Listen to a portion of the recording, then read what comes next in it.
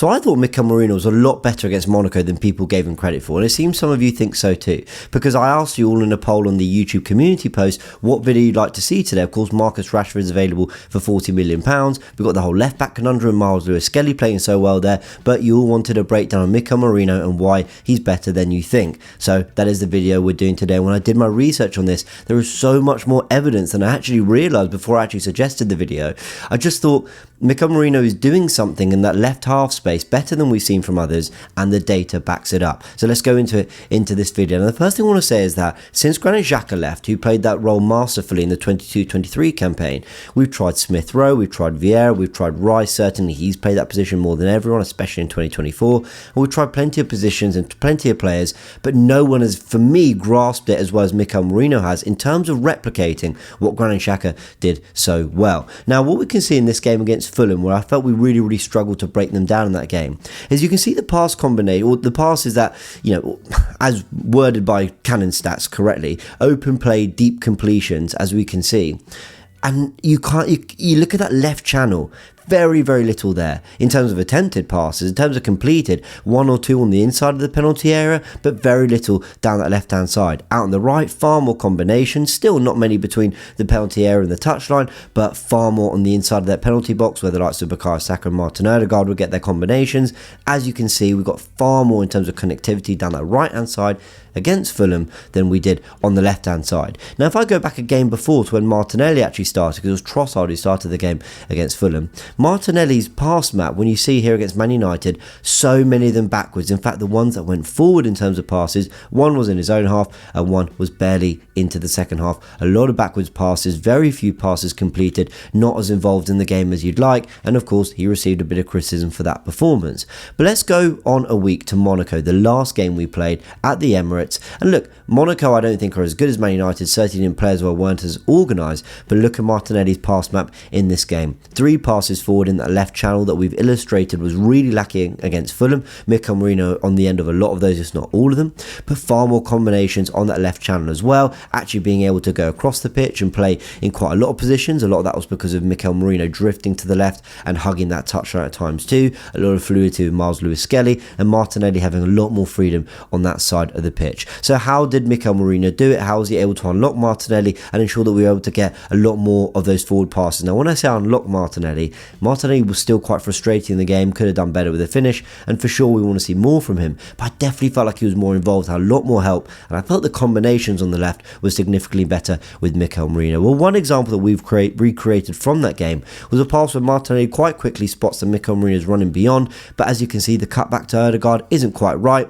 but the movement is good, it's encouraging. I'm thinking, okay, more of the same please, because I think we can get in behind Monaco, and we certainly saw that. And here's a second moment we're recreating, actually led to a really good opportunity for Gabby Jesus, but in this one, the ball is rolled into Mikel Merino, who does a real dart from back to front. He sprinted right through the midfield. They haven't tracked him. He's running that left half space, and the ball right across to Gabby Jesus could easily have been the opening goal for Arsenal. That was our best way through Monaco. Mikel Merino breaking through and finding that cutting run that the likes of Martinelli were able to pick him out for. Gabby Jesus, I think, was reading a little bit better. Miles Lewis-Skelly, I think, was always keeping an eye out for them. And the positions and the rotations between Lewis-Skelly, Merino and Martinelli was significantly better, and I felt Mikel Merino's channel running was really good and a real weapon for us against Monaco. Though it didn't lead to a goal, I think it certainly led to some of our best moments and best chances, and a lot of it for me is to do with his positioning. Positioning in the game is a very underrated thing. I think we always talk about what people do on the ball in terms of with possession, we talk about what people do off the ball maybe in terms of, I don't know, tackling and defensive positioning, but I actually think the positions you take up in game, where you position yourself, how that impacts the position of the opposition can help your opponents, or it can unsettle your opponents, but I think it can also help your teammates in terms of finding their rhythm, finding their shape, and picking the passes through the lines. And I think Mikel Merino really aided this. Let me show you this as well. We've got his average position against Monaco, but what we can also see is the thickness of the lines connecting players tells you how much they connected in game. Now, Mikel Merino, number 23, to number 11 Martinelli, actually combined more than number 8 Odegaard to number 7 Bukayo Saka. The thicker line means that there was more connectivity between them, and as you can see, his average position is just slotted so beautifully in between that square of Lewis-Skelly 49, Martinelli 11, Jesus number 9, and Rice number 41. And there is Mikel Merino right right in the middle of all of them. And I just felt that actually, while this is just a model that shows you his average position, I actually felt watching the game, his positioning really did feel that way. That he was just that connection between Martinelli, Lewis-Skelly, Rice, Jesus, constantly picking up the ball in the pockets, or at least making runs in beyond, like we saw and illustrated on the tactical pad there. Now, the data supports that his ability to receive the progressive passes by taking this position was far better than we've seen throughout most of the season. If I just show you Mikel Merino's progressive passes received against Monaco, it is a total of 12. That's how many passes went forward, how many times Arsenal made progression in their possession via getting the ball to Mikel Merino, a lot of it down to his positioning.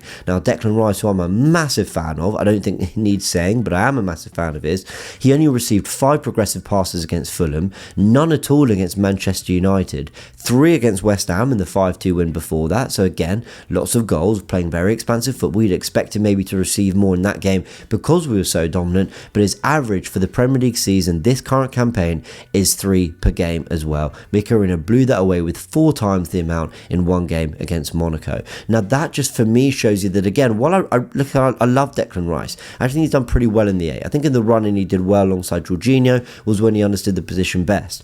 However, I just feel that Mikel Merino's positioning is allowing to do something that Declan Rice is, and I think the left-footed nature is too. I think that's also why I would like to see Miles Lewis-Skelly start against Everton. I think Merino and Lewis-Skelly being left-footers, I think, are opening angles for us, opening angles for Martinelli, giving us some rotations on the left-hand side for sure. I think you could see more in the way of overlaps as well down that left-hand side. And you saw Jesus understood to pick up the ball from Miles Lewis-Skelly's pass through the lines in the opening goal against Monaco. And I felt the understanding was better when we had almost Merino and Lewis-Skelly kind of recreating what Xhaka and Zinchenko did so well in 22-23. So for that reason, I'd opt to start them, but it does mean that Declan Rice is likely going to have to play in the 6 because, quite frankly, he's too good to leave out this team. But I understand that there's cons to that. So what are the costs of starting Mikel Merino in this game against Everton? Well, firstly, that you lose, should I say, Rice's kind of high pressing and intense running. When you've got someone with that kind of stamina, ability to cover blades of grass, you kind of want to give him a little bit more freedom to get up and down the pitch.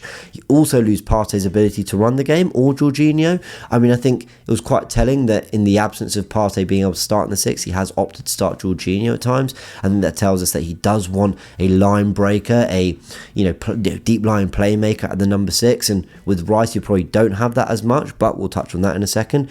And I think the other thing you get, though, if you start Merino there, is basically you're losing probably your most informed 6 in Thomas Partey. And I say you're informed 6, that's your informed midfielder. Thomas Partey has been the best midfielder for Arsenal this season. Martin Odegaard getting up to speed. Rice doesn't look quite as fittest at the moment. So if you're going to start Mikel Merino against Everton, you're basically having to move Rice into position and move out the player who's played, well, he's been one of our best players this season. And that is a big decision for Mikel Arteta. However, let me show you this from AFC James, which I think is really interesting.